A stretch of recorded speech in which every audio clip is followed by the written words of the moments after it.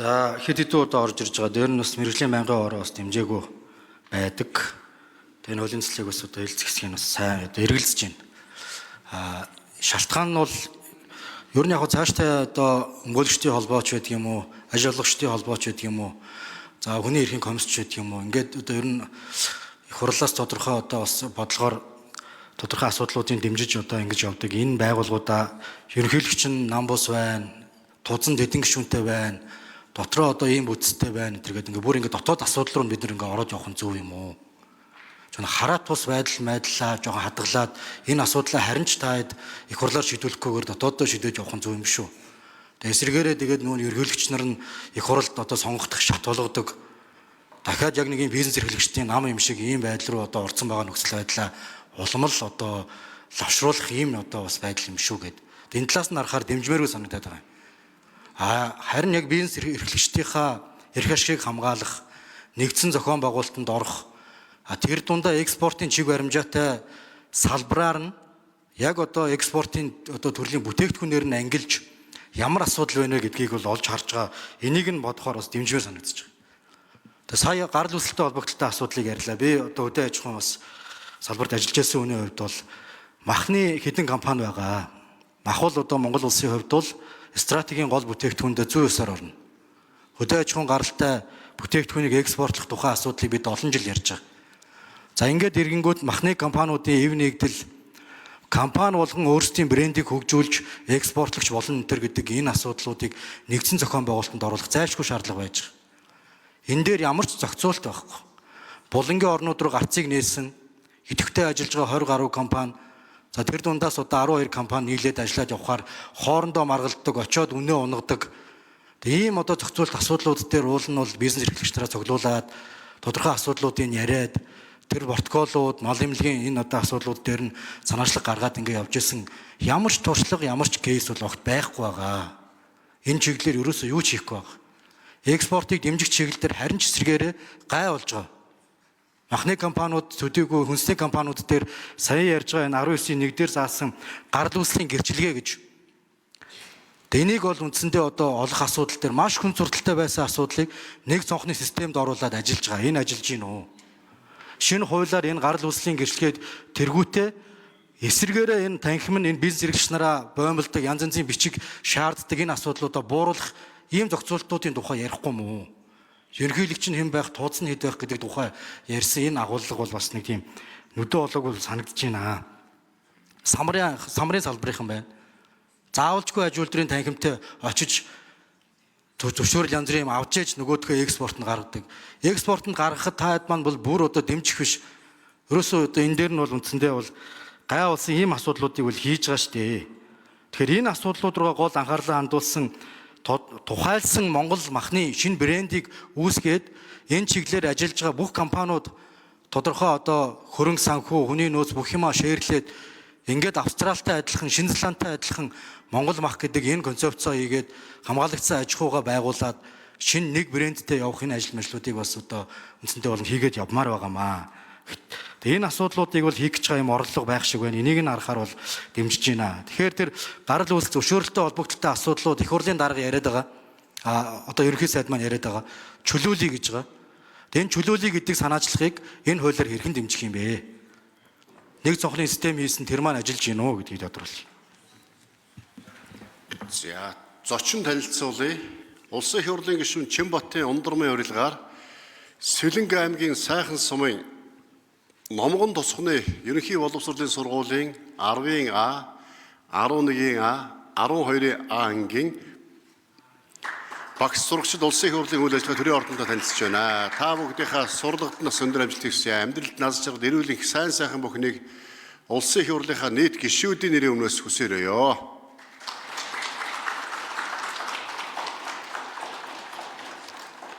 За, дан хөлөг гишүүний асуултанд хууль санаачлагч Хассурын гаан гишүүн хариулна. За, ажлын хэсгээс гүйцэтгэд хариулчаарай. Би нөгөө энэ дүрмтэй холбоотой асуудлаар яагаад зохицуулж болох юмыг зохицуулаагүй ингээ хуульд оруулж ирсэн байдаг асуудлыг яагаад ийш ингэж орох болсон үндсэн шалтгаан юу гэхээр худалдаа аж үйлдвэрийн танхим бол одоо яг хувийн ишлийн хараат бус байгууллага байх хэрэгтэй. Хараат бусаар дуу хоолой хүргэдэг байх хэрэгтэй. Тэрнээс биш одоо аль нэг намын одоо даргын эсвэл одоо аль нэг намын карманы төрөмс байгууллага болчиход удаад байна шүү дээ. Одоо жишээл өмнө нь бол одоо 20 жил нэг дарга бол 20 гаруй жил дарга хэлсэн энэ одоо тэнхмийн дарга. Дараад нь иргэний зориг ногоо намын дарга болсон тий. За одоо би лавгжоо гэдэг хүнийг бол маш их хүндэлдэг. Гэхдээ одоо манай баг хурлын гишүүн манай намын даргын сунгаанд орсон. Тийм учраас ийм заалтыг оруулаад байгаа. Нэг бол одоо намаа сонго, нэг бол тэнхмээ сонго гэдэг л шаардлага байхгүй. Тэгжиж энэ тэнхим чин хараад бус болох юм аа. Тийм учраас энэ заалтыг оруулж өгсөн. Яагаад хяналтын хорооны гишүүдийг бүх нийтийн гишүүдээс нэг удаа сонгох гэдэг байгаа.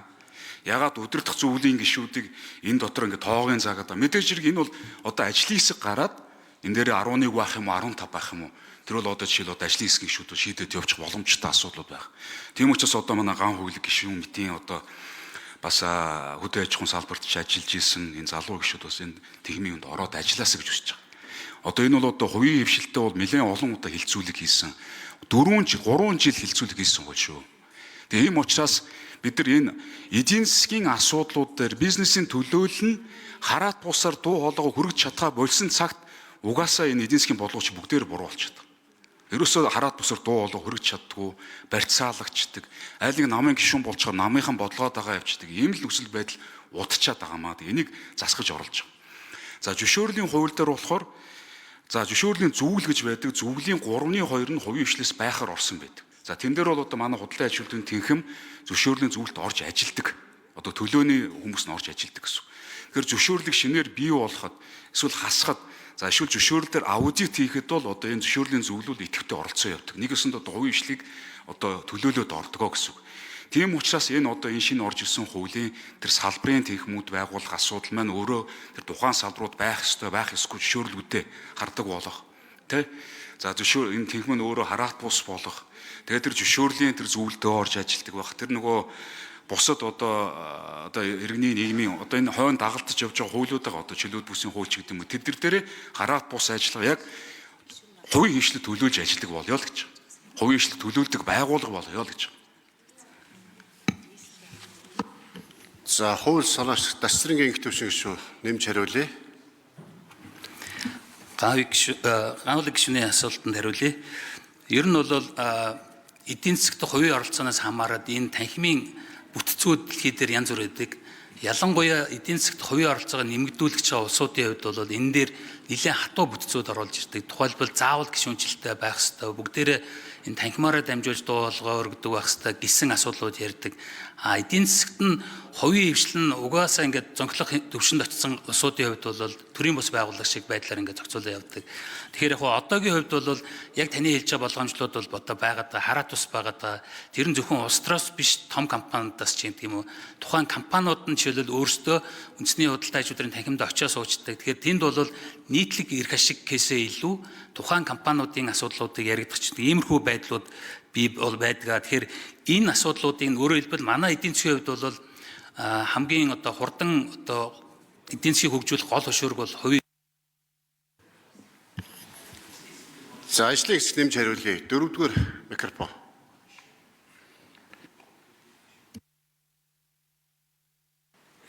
За гаавлаг гишүүний асуултанд хариулъя. Монголын үндэсний худалдаа аж үйлдвэрийн танхимын гүйцэтгэх захирал магнатор байна. За гарал үүсэлтэй холбоотой асуудлын талаар хөндлөө. За цахим нэг цонхны одоо үйлчилгээнд гарал үүсэл махны гарал үүсэл бол бүрэн цахимаар олгогдоод явж байгаа. За энэ дээр бол бас цаг хугацаа алдаад байгаа хүндрэл учруулж байгаа зүйл бол байхгүй. За Монгол Улсын ерөнхий сайдын одоо 41-р одоо захирамжаар байгуулагдсан экспортын бараа бүтээгдэхүүнийг нэмэгдүүлэх, за энэ захимжилтыг сайжруулах хүрээнд бол өнөөдрийн байдлаар худалдаа аж үйлдвэрийн танхимаас олгож байгаа гарал үүслийн гэрчилгээ бүрэн цахимдсан. Тэгэхээр орон зайнаас үл хамааран хаанаас ч одоо бизнес эрхлэгчид маань гарал үүслийн гэрчилгээг авах юм болцоо бол бүрэн одоо нээгдсэн байгаа. За мөн одоо төрийн одоо захимжилттай холбоотой e-бизнес 2.0 гэдэг одоо төсөл дээр бол за танхимын одоо арбитр гарал үүсэл за эвлэрүүлэн зоочил хууль санаач нарын санааг бол ойлгож байна. Гэхдээ одоо хараат бус байдал бие даасан байдлыг ингээ харахаар уул нь өөрсдөө бие дааж асуудлаа шийдэх юм энгийн л ойлголт санагдаад байна. Тэгээд яаж харахаараа их хурал дээр тодорхой одоо энэ бүтцийн бүрэлдэхүүн дүрмтэй холбогдлолтой асуудлуудыг оруулж ирэхээр энэ хараат ус болох юм а гэж хараад байгааг бол би бол бүрэн дүрэн ойлгохгүй байна. А энэ дээр бас тодорхой бас хариултууд та хэд манаас хэлэхгүй байна. Тэгэхээр ер нь бол бизнес эрхлэгч нар өөрсдөө дотооддоо асуудлаа шийдээд төртөө ямар нэгэн төрийн оролцоогүйгээр шууд нүр тулаад хилцэл хийж чадах ийм тогтолцоо руу бол явстай болохоос ч бол хичнээн одоо тузын гишүүнтэй байх, ерөнхийлөгч нь улирал сонгогдохгүй байх тэргээд ийм нарийн ийм зохицуултуудыг их хурал дээр заавал шийдвүлээж явах нь төдийлөн одоо зохимжтой гэж харагдахгүй л байгаа юм л да. Тэгээ та хэд маань яаж энэ хараат ус байдлыг хараад байгаа юм бол. За гарал үүслийн гэрчлэгээний тухай би тодорхой асуулт асуугаад байгаа. Хичнээн нэр төрлөөр олгож байгаа юм. Эндээс хэдэн буурах юм? Эсвэл ямар зохицуултууд их ингэж. За Хассуурын гавь гүшүү. Хууль санаач хариулъя. Тэгээ ер нь ган үлэг гишүүний яриад байгаа үнэ л тэр хараат бус болох зорилгоор л энэ хууль бичиж байгаа шүү. Одоо энэ хууль бичигдсэний дараагаар одоо тэнхмийн даргын сунгаа дахиад явагдана. Одоо гишүүдийн хурлаа хийн, нам бус хүмүүс тэрэндээ дэвшин эсвэл одоо байгаа даргын сунгана гэвэл намаасаа татгалзах хэрэгтэй болно. Ингэж хийж тэнхэм улс төрөөс хараад ус болох юм байна. Яг тэгээд намынх тэр тэнхмийнхэн гишүүдийн нийт гишүүдийн хурлыг хийн. Тэгэхгүй бол өмнө нь бол яасан бэ гэхээр дүрмээ өөрснөө тэр хурал хийхээс өмнө дотооддоо өөрчлөл тэгэл хуралдаа л өөрийгөө сонгуулцдаг л байсан шүү дээ. Тэгээд өндөр бүрт дандаа л аль нэг намын хүн тэнхмийн дарга хийгээл ирсэн шалтгаан юм шүү дээ. Тэгээд энэ хувь биш чинь дуу хоолой нь энэ их хурал төрдгүү, олон нийтэд хүрдгүү шалтгаан ерөөсөө энэ. Өнөөдөр гар утастай лайв чин өнөөдөр очил уул уурхайг зогсоодог, аль нэг бизнесийг зогсоодог нь үнэ л үст. Тэнхэм одоо тэн дээр дуу хоолойд оролцож чадахгүй байгаа нь үнэн. Тийм учраас энийг л засгаж байгаа.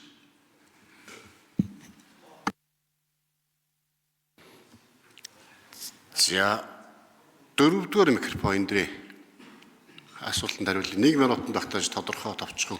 За худалдаа ажилтны танхимаас өнөөдрийн байдлаар 6 нэр төрлийн гарал үүслийг аж ахуйн нэгжүүд олгож байна. Форум А, Б, И. За Аз номхон худалдааны хэлцээрийн дугаар АПТА, тэгээд форум Д. За Европын холбоор бол Rex гэсэн ийм одоо 6 төрлийн гарал үүслийг олгож байгаа бүгд захимдсан байна. Энэ гарал үүслийн гэрчлэгийг бол одоо аж ахуйн нэгжүүд одоо Галийн хуулийн 60-ын одоо 3 дугаар зүйл дээр бол одоо заавал одоо шаардна гэсэн зүйлийг нь бол нэмэлт өөрчлөлөөр өөрчлөгдсөн байгаа. Ер нь бол энэ нөгөө олон улстай байгуулсан чөлөөт худалдааны хэлцээрүүд юм уу энэ Аз номхон худалдааны хэлцээрийг ашиглахынхаа хүрээнд аж ахуйн нэгжүүд одоо энэ нөгөө тарифын хөнгөлт эдлэхийн тулд энэ гарал үүслийн гэрчлэгийг бол одоо авж одоо үйл ажиллагаанд ашиглаж тарифын хөнгөлт эдлэхийн тулд энэ гарал үүслийн гэрчлэгийг бол ашиглаж байгаа.